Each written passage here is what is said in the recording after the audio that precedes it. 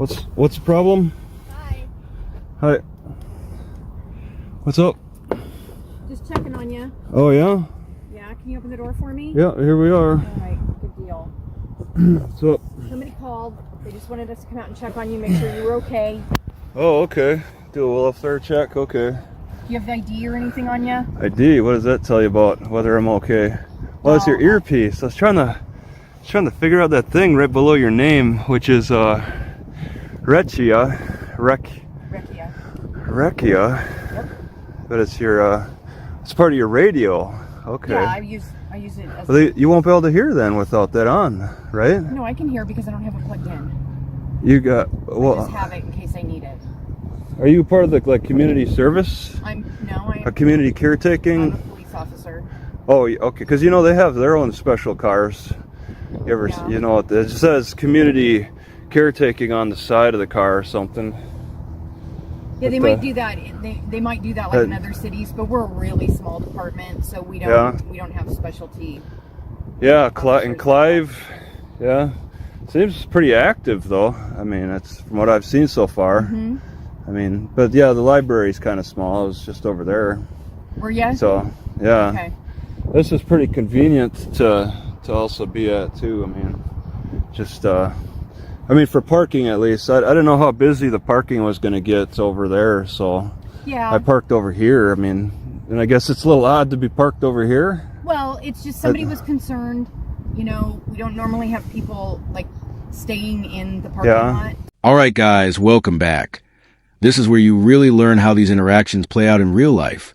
A simple welfare check turns into something more the moment an officer shows up asking questions that don't quite add up. No crime, no complaint from the person involved, just an anonymous call. And just like that, the conversation shifts toward identification. This is one of the most common mistakes officers make. Thinking a call alone gives them authority. So they were concerned. Yeah, yes. I mean, it's not blocked off or anything, and No, I mean, it's not. I mean, I stopped for the library, and this is all open. I was a little curious about that. Why? I mean, obviously the swimming pool's closed, so I mean they seem to have bring in a lot of people there because this is big. This parking lot's big, and you got these signs, the swimmer drop off. Even all the way back here, you got signs warning people about swimmer dropping off port spots. Mm-hmm. It gets that busy, I guess. Yeah, it gets really busy in the winter. Yeah, did it get busy this summer? Because I haven't. Okay, they didn't close it for COVID. So I know in 2020 they did. Yeah, we weren't closed this summer. But not this year. All right, and then it just becomes a ghost town after this pool's drained pretty much. Yeah, well, it's been cold the last couple of days too, and it's during the week. But on the weekends, this is a park. Yeah. So there's a lot of people that come up through on the nature trails and families who use the park. Yeah, and I was gonna use the trail, go check out parts of the rest of the city. But yeah, I was resting now. I mean, Okay. I just in between. I was at the library.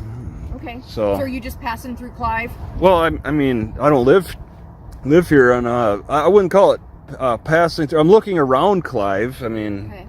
I'm just getting a feel for the area. Yeah. How's the crime around here? Is it? Not too bad. Oh, just what's your name? It's Nielsen. Okay. Now pay attention, because this is how you handle it correctly. The man stays calm, respectful, and most importantly, aware. He answers general questions, explains what he's doing, but when it comes to ID, he pauses and questions it. That's key. He doesn't get aggressive, doesn't escalate. He simply asks the right question. What crime did I commit? And just like that, the whole foundation of the request starts to fall apart. Okay, Niel. Okay, yeah, and then Rekia, not Rokia. I want to call it Rokia, but all right. Yeah, that's. I mean, is there anything I need to do? You got called. I'd like to see your ID just so that I can document that I spoke with you, because that's my liability. It's a liability issue for me. Yeah, well, I mean, I got to also respect the Fourth Amendment too. So I want to hear. I want to understand. I want to establish what crime I committed. It's not a crime, sir. It's documentation. You know, so that they can go back and say, hey, yes, she spoke with this person. If anything, you know, were to happen to you, they would I know. had contact with us. Yeah, I mean, I've been alive for quite a while. Nothing's really ever happened. I've gotten my car broken into once. No, not in Clive. Okay. It was in Albuquerque, New Mexico. Yeah. It's just, you know, I thought something was going to happen there, but that's over there, you know. I mean, did you identify the caller? Who's the caller? Let's find who they are. Actually, it was a crime alert call, which is our kind of like a neighborhood watch. So it's anonymous. I don't know who called. Anonymous caller? Yeah, oh wow. Just people who call. See, that's so convenient for them. They could say, oh, he's, you know, there was a guy who has a van that's all like covered. It's all covered, and there's like, I guess, a dog barking inside, and they got a call that somebody was screaming inside. It's like they took this, I think, the noise from the dog, and then somehow they're playing the telephone. All right. Now you see the officer try to justify it. Liability, documentation. All these soft words that sound official but don't actually hold legal weight.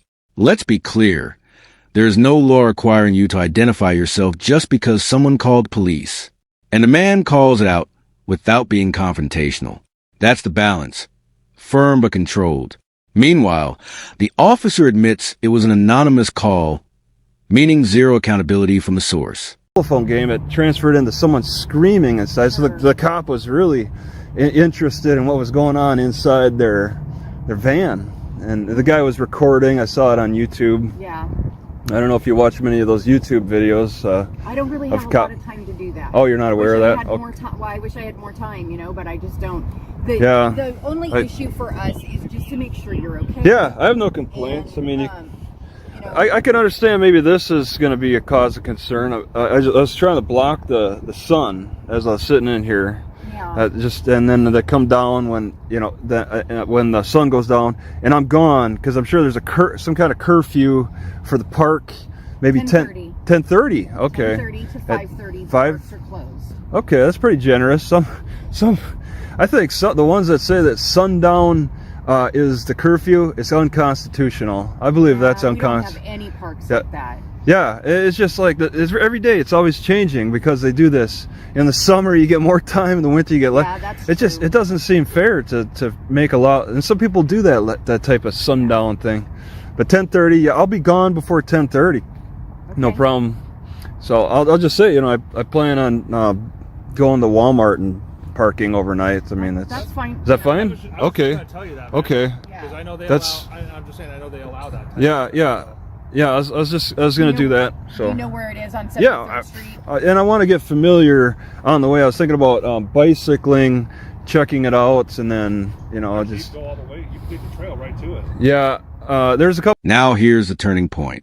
The officer realizes there's no legal ground to stand on.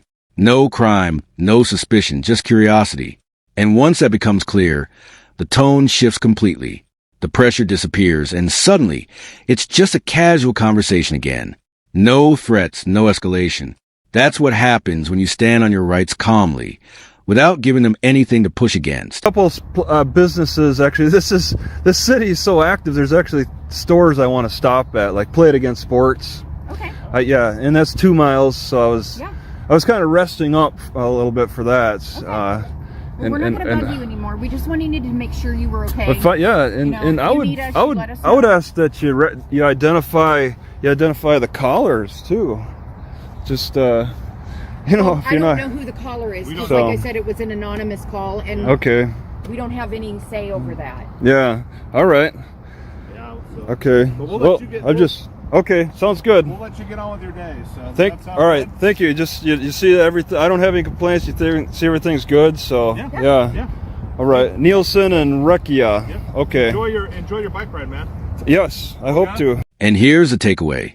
Guys, this didn't turn into a bad situation, but the issue still exists. The request for ID should have never happened in the first place. That's the problem. It shows a mindset where authority is assumed, not applied correctly.